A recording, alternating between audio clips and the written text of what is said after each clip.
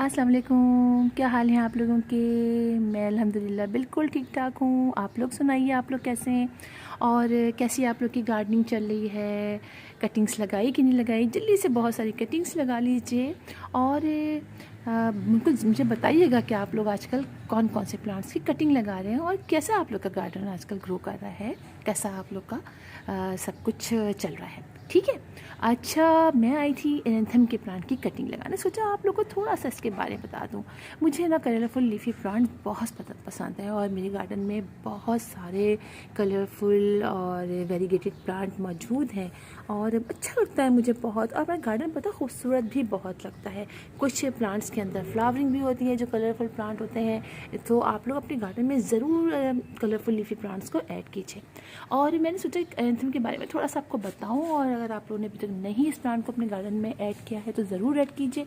एक बहुत ही खूबसूरत प्लांट, कई इसकी वैरायटीज़ होती हैं प्लांट की। देखिए, पर्पल वाला, ग्रीन वाला भी होता है, इसमें ऑरेंज वाला भी होता है। देखिए, ऑरेंज वाला भी है और इस तरह से वेरीगेटेड वाला ये वाला भी है, ग्रीन और ऑफ वाइट सा। और बहुत अच्छा प्लांट है, साल के 12 महीने हमारे घर में ग्रो करता है। सन लविंग प्लांट है।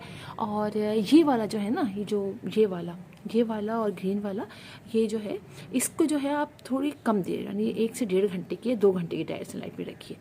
लेकिन ये वाला जो है ना, ये ग्रीन वाला और ये जो पर्पल वाला है, ये बहुत खूबसूरत प्लांट है। बहुत ज़्यादा देर धूप में ईजिली रह जाता है। हाँ, ज़मीन पर तो क्या बात है इसकी, पूरा ये कुछ ब्लैक कलर का हो जाता है अगर पूरे दिन की डायरेक्ट सनलाइट में रहता है ना प्लांट। ये वाला ये पूरा ब्लैक हो जाता है। जैसे आप देख रहे हैं, पर्पल इतना ज़्यादा होता है कि वो बिल्कुल ब्लैक लगता है, जैसे ये है ना, बिल्कुल ब्लैक लग होता है। फिर इसमें फ्लावरिंग भी होती है, रियली इतना खूबसूरत लगता है। और इसको कटिंग से बहुत ईजी लगा लिया जाता है और पानी की ज़्यादा रिक्वायरमेंट इसको होती है। अच्छा, मैं हमेशा कहती हूँ, कुछ लोग कहते हैं नहीं पानी ज़्यादा नहीं दिया जाता, लेकिन मैं अपने जो ये प्लांट्स हैं एंथम के, ये वाले और जो ये पर्पल वाला, बाकी सब में इसमें बहुत ज़्यादा तो नहीं देती, लेकिन इन 2 प्लांट्स में बहुत ज़्यादा पानी की ज़रूरत पड़ती है। तो मैं अपने प्लांट्स को थोड़ा ज़्यादा पानी देती हूँ। गर्मियों में बाजू का 2-2 दफ़ा पानी देती हूँ, तो ये प्लांट बहुत अच्छी तरीके से ग्रो करता रहता है। अच्छा, आप इसको कट करते रहेंगे तो ये बहुत बुशी हो जाएगा, वरना मेरी प्लांट की तरह ये लंबा लंबा हो जाएगा। और आप कट करते रहिएगा तो बहुत अच्छा रहेगा। अच्छा, मैंने ये भी बता दिया आपको कि इसको आप कितनी देर धूप में रखें, पानी डालें। हाँ, और फर्टिलाइज़र अगर आप हर 15 डेज़ में इसको देंगे ना, तो फिर ये प्लांट की लीफ भी बहुत अच्छे और बड़े बड़े हो जाएंगे। कोई सा भी लिक्विड फर्टिलाइज़र डाल सकते हैं, चाहे NPK डाल दें, चाहे गोबर की खाद का डाल दें, चाहे मस्टर्ड केक का डाल दें, बस फर्टिलाइज़र आप इसको ज़रूर दीजिए। और मैं डिफरेंट टाइप के फर्टिलाइज़र देती हूँ अपने प्लांट को, जिसकी वजह से इनकी ग्रोथ भी बहुत अच्छी रहती है। अच्छा, इसको ग्रो, और हाँ, इंसेक्टिसाइड का स्प्रे ज़रूर कीजिएगा। इनमें देखिए, मैं आपको दिखाऊँ, मैंने अभी देखा, देखिए इसके अंदर आपको वाइट से थोड़ा थोड़ा दिख रहा है, हल्का हल्का सा, तो ये इंसेक्ट का अटैक हो गया है। मिली बग, स्पाइडर माइट्स कर देते हैं, लेकिन कोई ऐसी प्रॉब्लम नहीं होती है। आप स्प्रे कीजिए इनके ऊपर और आगे भी कीजिए और पीछे की तरफ लीफ को पलट के भी कर दीजिए। सो बिल्कुल अच्छा प्लांट आपका हो जाएगा, ज़्यादा प्रॉब्लम नहीं होगी।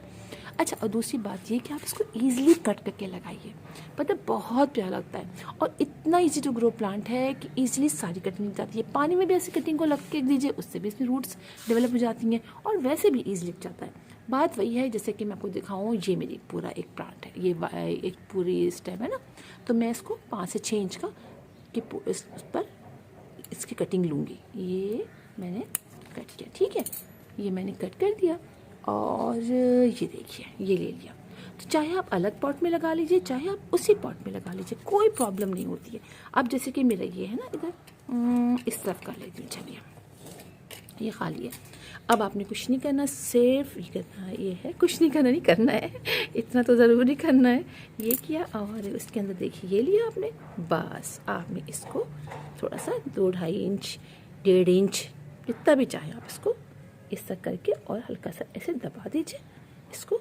हाँ, और आपको कोई, अगर आपको लगता है कि आपकी कटिंग नहीं लग पाती, मुश्किल, तो आप 1-2 इसकी लीव निकाल दीजिए। लेकिन मैं लीव नहीं निकाली इसलिए कि मेरी लीव के साथ ही लग जाएगा।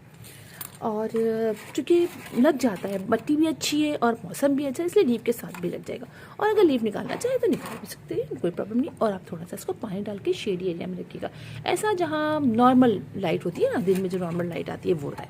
अच्छा, मैंने देखिए अभी लगाया, ये मैंने परसों लगाया था, देखिए सारी लीव के साथ है। अभी ज़रा सा लीव टेढ़े हुए, लेकिन थोड़ी देर में ये लीव सारे कल परसों तक ये बिल्कुल खड़े जाएंगे। तो अब बहुत सारी इसकी ब्रांचेस लगा लीजिए और लगता भी बहुत अच्छा ये प्लांट है। अभी देखिए छोटे से छोटे पॉट में भी लग जाता है, लेकिन बड़े पॉट में ये बहुत ही अच्छा और बहुत बड़ा हो जाता है और बहुत खूबसूरत लगता है। ये देखिए आप कितना अच्छा लग रहा है और इजीली आपको नर्सरीज में भी मिल जाएगा ये प्लांट। मेरा नहीं ख्याल बहुत महंगा मिलेगा। आप अपने किसी फ्रेंड के वहाँ से या किसी अपने रिश्तेदारों के वहाँ से किसी के वहाँ लगाए तो एक दो ब्रांच ले आइए। मैंने भी ब्रांचेस लगाएंगे, मैंने ख़रीदा नहीं है। एक दफ़ा मैं गई तो मुझे अपने एक नेबर के वहाँ से ये इनका प्लांट अच्छा लगा, मैंने उनसे एक दो ब्रांचेस ले ली। इसी तरह हमारे एक है जाने वाले, उनके वहाँ से मैंने ये पर्पल वाला जो मैंने भी लगाया ना ये वाला, इसकी मुझे ब्रांच मिल गई थी। उनसे मैंने कहा उनका ट्री काफ़ी बड़ा है तो उनसे मैंने ले ली। ये वाला भी मैंने ऐसे ही लिया। तो इस तरीके से करने से कि सारे मुझे मिल गए और मैंने इनको लगाया और बहुत अच्छी तरीके से ग्रो कर रहे हैं। तो आप लोग ज़रूर इसको ट्राई कीजिए, बहुत प्यारा प्लांट है, बहुत ईजी टू ग्रो प्लांट है। तो फिर इंशाल्लाह आप लोगों से मुलाकात होगी। अल्लाह हाफिज़।